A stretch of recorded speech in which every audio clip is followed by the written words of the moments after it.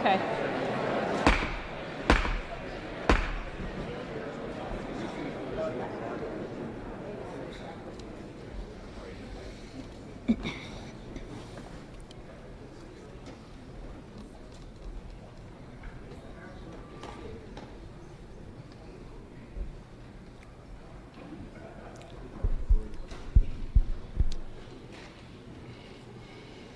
Members and guests, please welcome the 39th Governor of the great state of California, the Honorable Edmund G. Brown, Jr.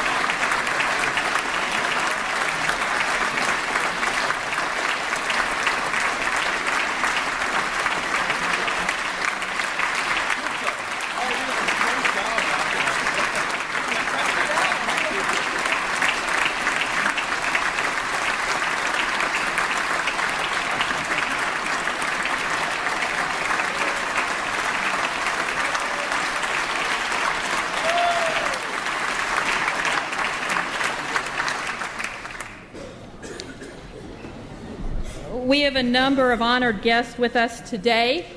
Let me start and say welcome to the First Lady and Consul to the Governor and Gus Brown.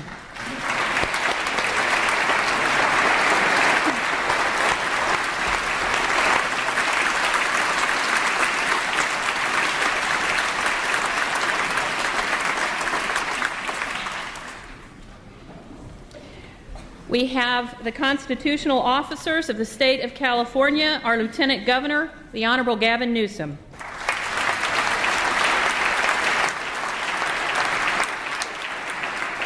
Our Attorney General, the Honorable Kamala Harris.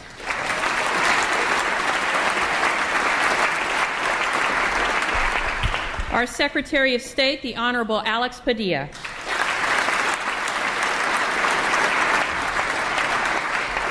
Our State Treasurer, the Honorable John Chung.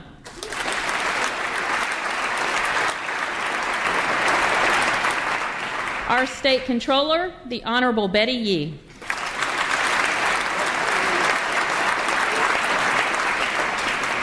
Our Superintendent of Public Instruction, the Honorable Tom Torlakson.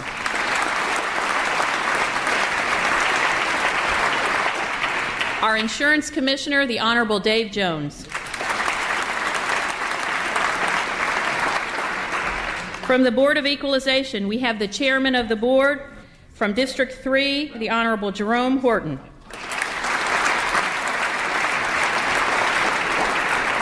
From District 1, the Honorable George Runner.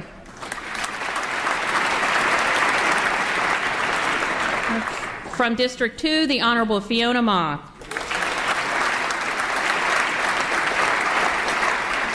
From District 4, the Honorable Diane Harkey.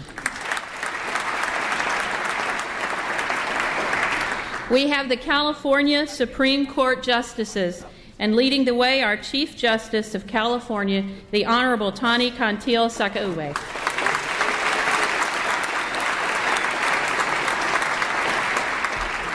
Associate Justice, the Honorable Catherine Werdiger. Associate Justice, the Honorable Ming Chen.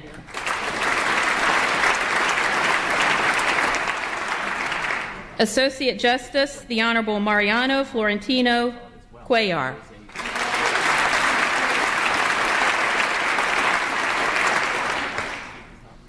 We have representatives today with us from the Consular and the Diplomatic Corps who are seated in the gallery.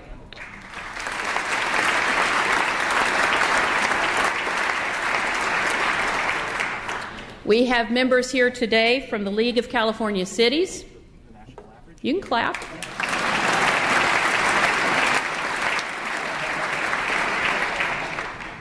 And my good friend, former Speaker John A. Perez.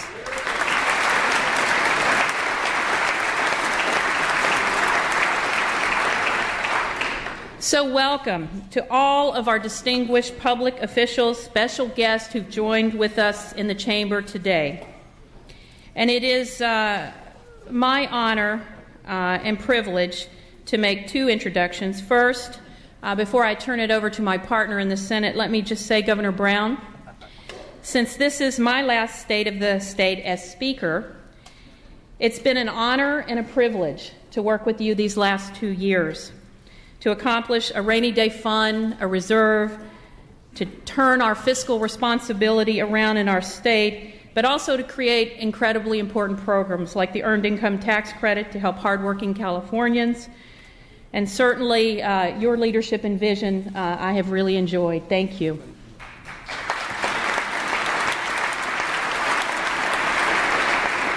And now it is my great pleasure to introduce my partner from the red carpet, our pro tem. We have worked incredibly well together as I look at my last State of the State.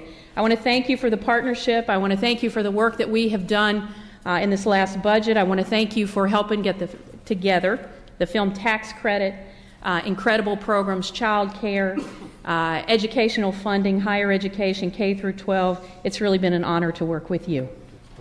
And with that, let me introduce to you the pro tem of the California State Senate, our President pro tem, Kevin De Leon. Thank you, Kevin.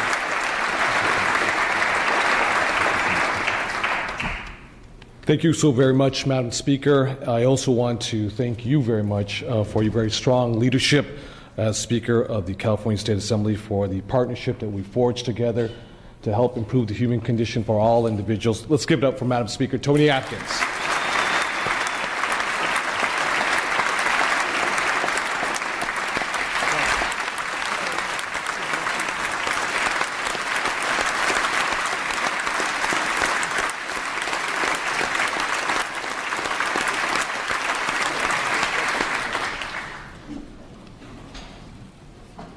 Madam Speaker, colleagues, fellow Californians, today's State of the State address is more than a simple formality of elective office.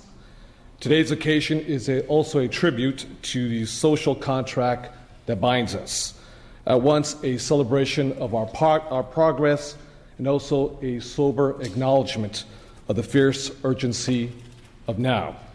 Today we acknowledge, in the spirit of Dr. Martin Luther King Jr., that this is the time for vigorous and positive action.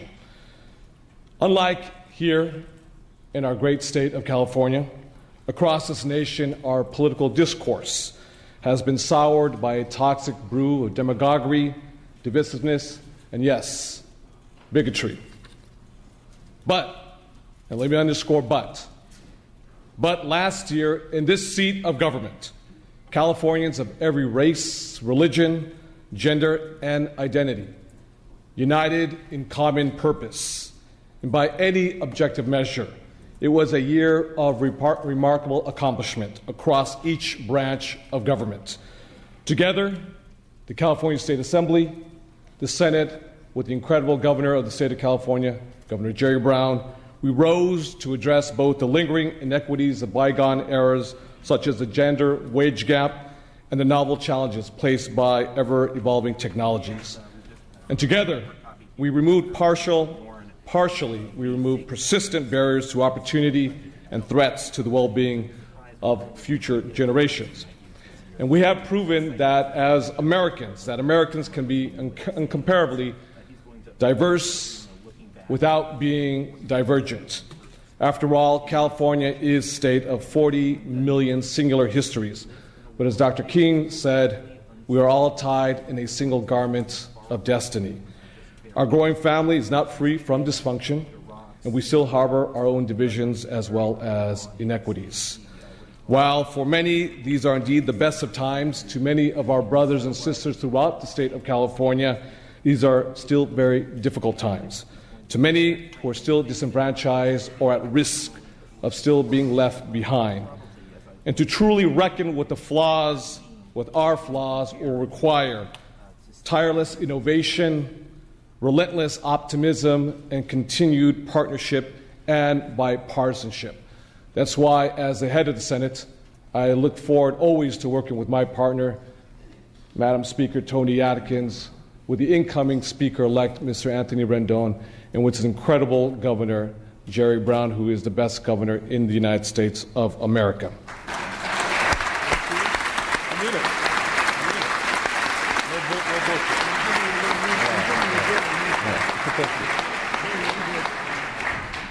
And now, in the true spirit of unity, it is my honor to introduce California's Lieutenant Governor, my friend, the Honorable Gavin Christopher Newsom.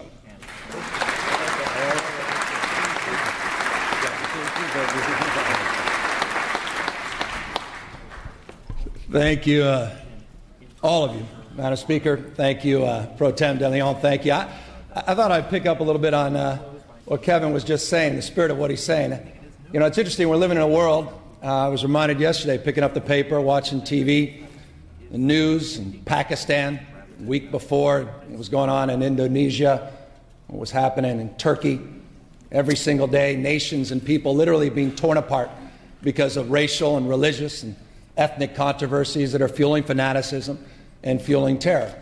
But in the spirit of what Kevin was just saying, think about where we are in California, the most diverse state in the world's most diverse democracy. And I have long believed, and I imagine many of you share this sentiment despite the tragedy down in San Bernardino. Many have said this, that the world looks to us, looks to all of you to see that it's possible to live together, to advance together and prosper together across every conceivable and imaginable difference. What makes California great, not great again, what makes California great today is that at our best we don't tolerate that diversity. We celebrate our diversity. We celebrate, as Bill Clinton loves to say, all of our interesting differences. But at the end of the day, we unite around the things that bind us together. That web of mutuality that Dr. King talked so evocatively about. So it's in that spirit, the spirit of our state, the spirit that defines a state of dreamers, of doers, of entrepreneurs, of innovators, a state that has long prided itself on being on the leading and cutting edge of new ideas, that I proudly introduce a governor who has consistently kept his promise to the people of our great state. That fundamental promise that you do not have to be profligate to be progressive. A promise that he has kept year in and year out, all the while, as Kevin was just saying, by resisting the temptation of name-calling, resisting the temptation of scapegoating, resisting the temptation to tear other people down. A governor who's relentlessly focused on the future, but also focused on how to practically manifest that future, how to bring that future forward. He's done it on the environment, he's done it on healthcare, he's done it on education, and as I imagine we will hear in just a brief moment, what he is pledging to do to help us address our aging infrastructure needs, our ports, our roads, our bridges, our airports in the state of California. So the spirit that defines the time, California is the greatest state in our nation. Pro Tem de Leon is right. Jerry Brown is our nation's greatest governor. Ladies and gentlemen, colleagues, Edmund G. Brown, Jr.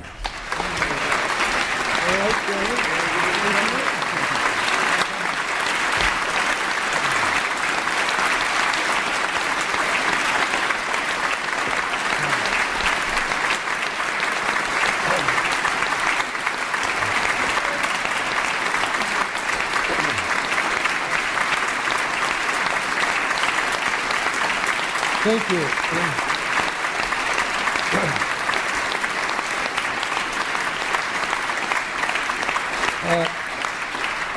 Thank you.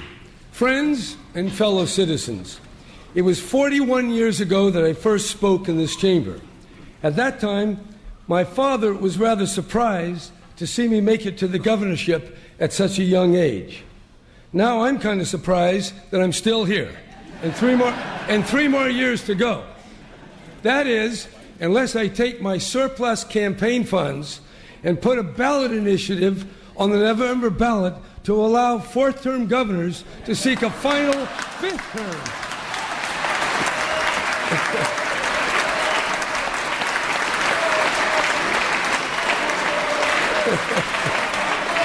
All right. That's a light note.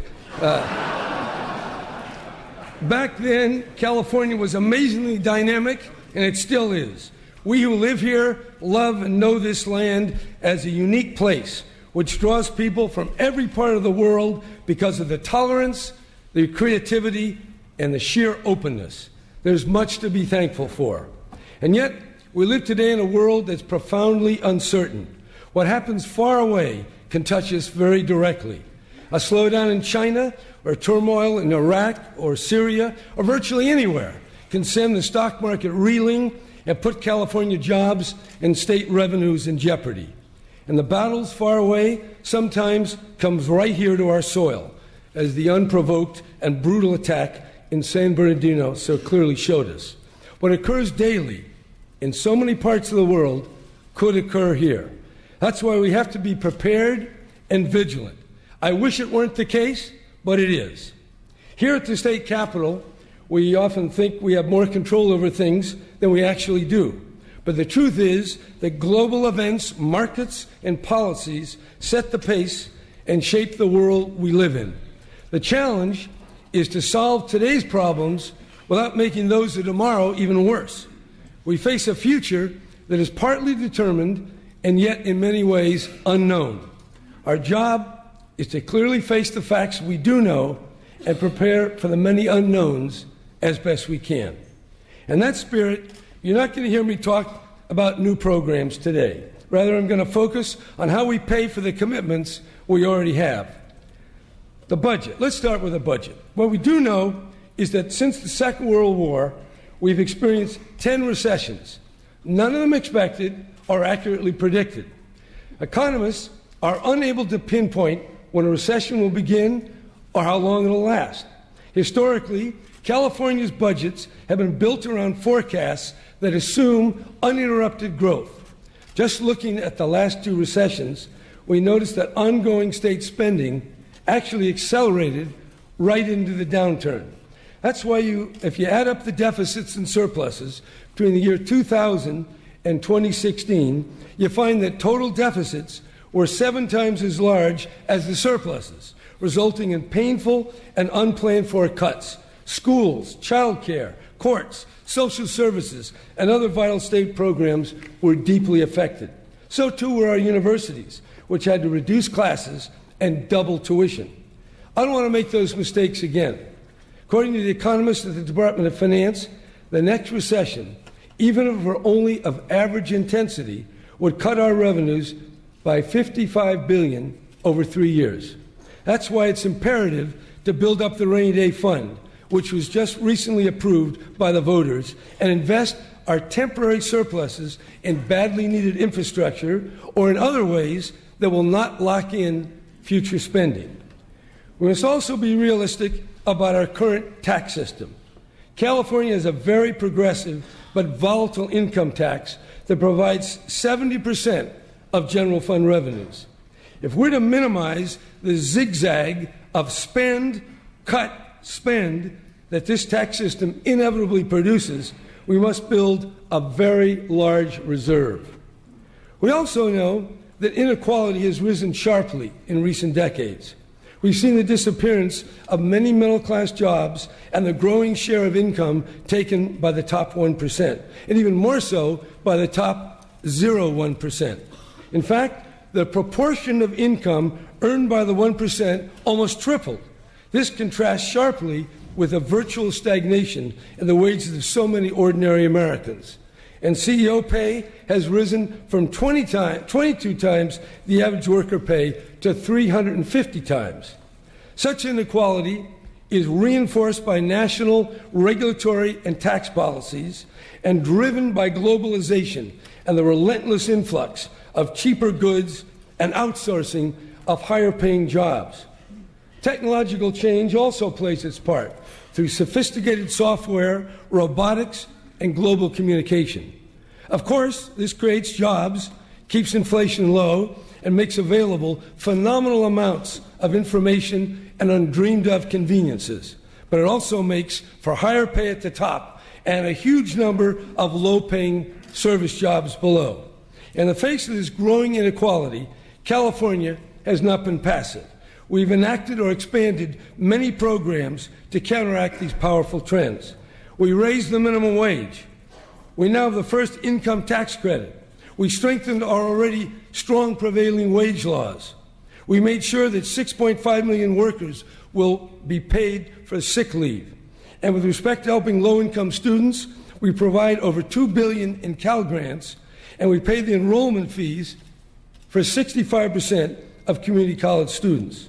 We've added back hundreds of millions of dollars to our CalWorks, foster care, and child care programs. And in May, we'll start providing full health care coverage to the children of undocumented workers.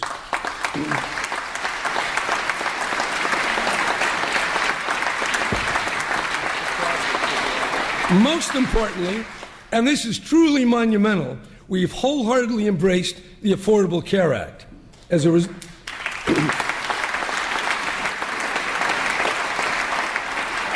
result, we're now enrolling 13.5 million Californians in Medi-Cal and another 1.5 million in Covered California. This is an historic achievement. It will provide health security to so many who would not otherwise afford it. Another area where we are leading the nation is how we provide health services to people in their own homes, and in the process, give jobs to their providers. Over the past 2 years, we've expanded this in-home supportive services program by serving more recipients, giving current recipients more hours of care, and by giving, for the first time, overtime pay to those workers who provide the services.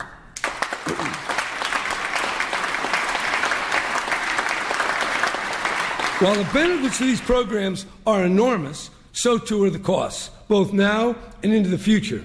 In 4 years, total Medi-Cal costs have grown by $23 billion. As the state begins to pay for its share of the millions of new enrollees, the cost of the general fund will also rise. In 2012, the general fund paid $15 billion for Medi-Cal, but by 2019, that number is expected to be $25 billion, an increase of 2/3. For in-home supportive services, in just 2 years, total spending will jump by $2 billion to $9.2 billion, a 28% increase. As the economy reaches its endpoint and turns downward, it's crucial that we honestly face and plan for these increased costs. In this regard, I ask you, Republicans and Democrats alike, to seriously consider the newly revised MCO financing reform. Other states have taken advantage of this federal program, and California shouldn't shortchange itself. This is not a tax increase, no matter what anyone tells you. The arithmetic is simple. California comes out a clear winner. Please give it your consideration.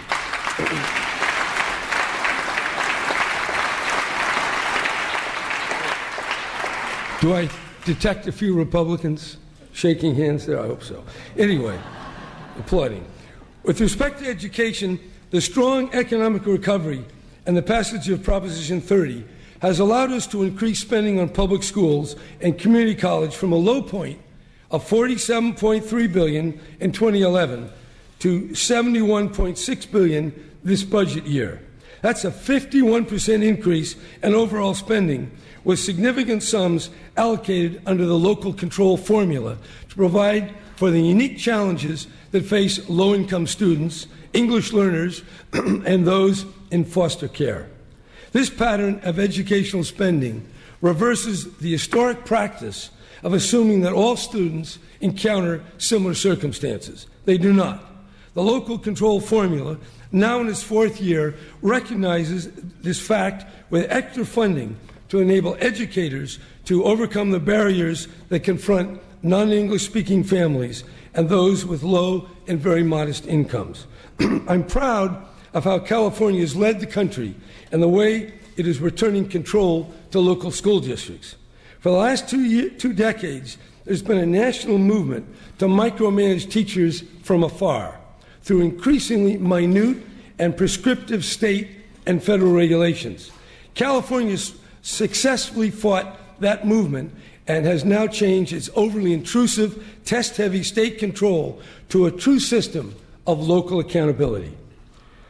We also know that the state has made other commitments, ones that we have yet to fully pay for. Our retirement liabilities for pensions and lifelong health benefits for state and university workers total $220 billion. That's assuming a favorable return of 7.5% forever. Each year, the budget must allocate billions to slowly chip away at these obligations. Since 2012, we've taken steps to reduce the future costs of these pensions and put the teacher system back on a solid fiscal footing. Still, we have more to do. To date, we have set aside only a token amount to pay for $72 billion of future retiree health benefits. These liabilities are so massive that it's tempting to ignore them. We can't possibly pay them off in a year or two or even in 10. And there's little satisfaction in the notion of chipping away at an obligation for 3 decades to pay for something that has already been promised. Yet, it's our moral obligation to do so, particularly before we make new commitments. We have promised our workers these benefits in exchange for careers spent serving the public. If we fail to acknowledge and pay these obligations, we'll unfairly burden future generations of Californians with these debts. Another long-term obligation we have to face is our deteriorating infrastructure. From state office buildings here in Sacramento to levees and facilities in our parks, universities, prisons, and state hospitals, serious deficiencies abound.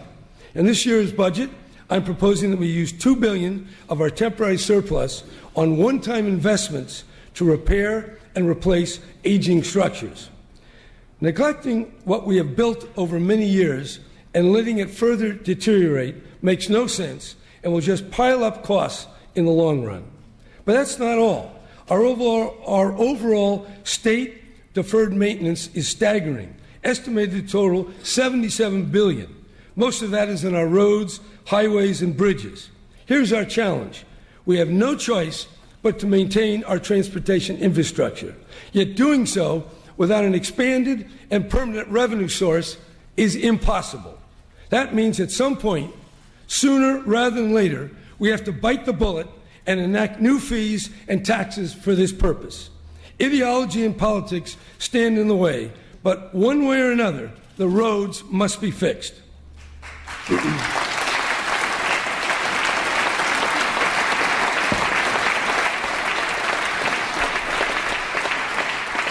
Now, one of the bright sides in our contentious politics is the joining together of both parties and the people themselves to secure passage of Proposition 1, the water bond.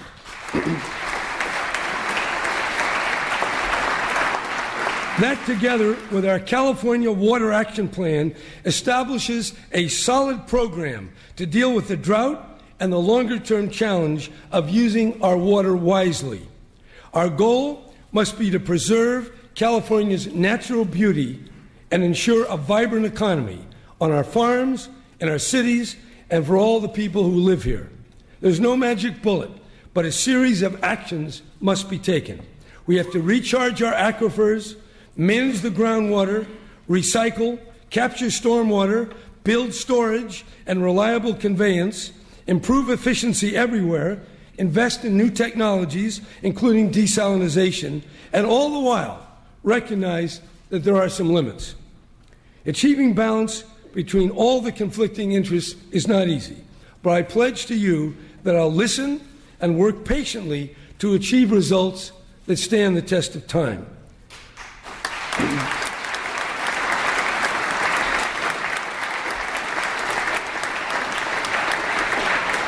Water goes to the heart of what California is and what it has been over centuries. Pitting fish against farmer misses the point and grossly distorts reality. Every one of us and every creature that dwells here form a complex system which must be understood and respected. I would even say reverenced. Besides the immediacy of drought, there's the overarching threat of a warming climate. Incredibly, though last year was the hottest on record, there are still those, particularly in Washington, who are in denial. But even the deniers can't deny that carbon pollution that exists all over the world is causing serious injury and respiratory diseases to people of all ages, but especially the young and the very old. Thankfully, the rest of the world has heard the message. Humankind must change the ways and radically decarbonize the economy. The Paris Climate Agreement was a breakthrough, and California was there, leading the way.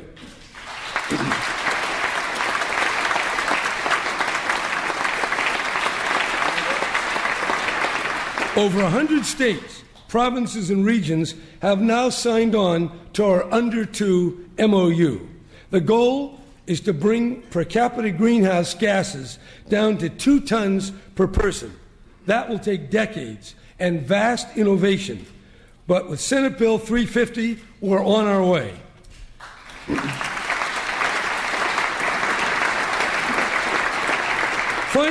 Finally, we know that in life, disasters happen. Fires, floods, earthquakes, they will occur, and we must prepare to respond. That, too, by the way, requires that we save and maintain a solid reserve. This morning, I've talked a lot about the difficulties that lie ahead. But let's not forget how far we've come. In 2011, the state deficit was $27 billion. Our credit rating was the worst in the nation, and unemployment was 12%. Now, the budget is in surplus.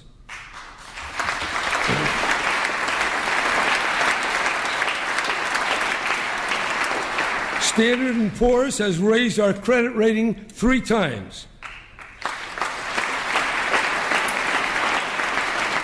We've paid down accumulated debt, $26 billion worth.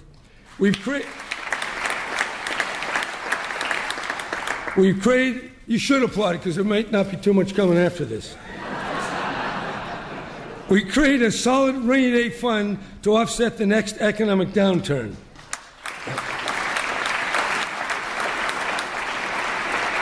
We've increased funding for schools 51%.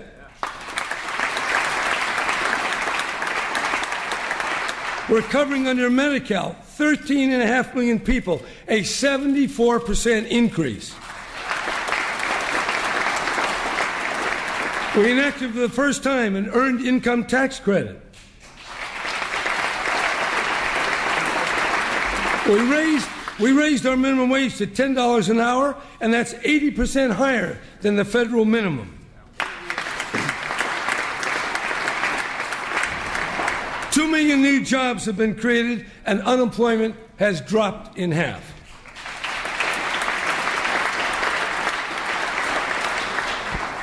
Of course, the global recovery has a lot to do with that, so we should applaud what we can't control, too, because it helps. Yes, it's clear that California is still the great exception. We dare to do what others only dream of. Difficulties remain, and they always will. That is the human condition. And finding the right path forward is formidable.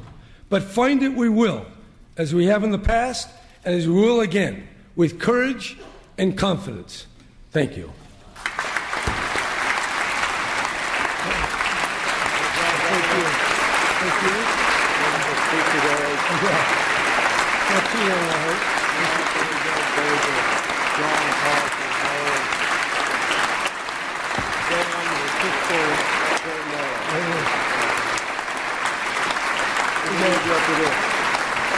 I don't know.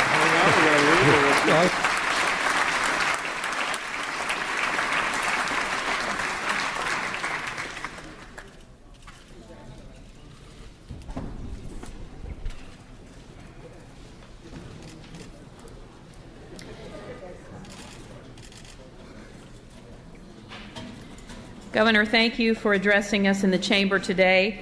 Everyone, let's give Governor Brown a round of applause as he exits the chamber.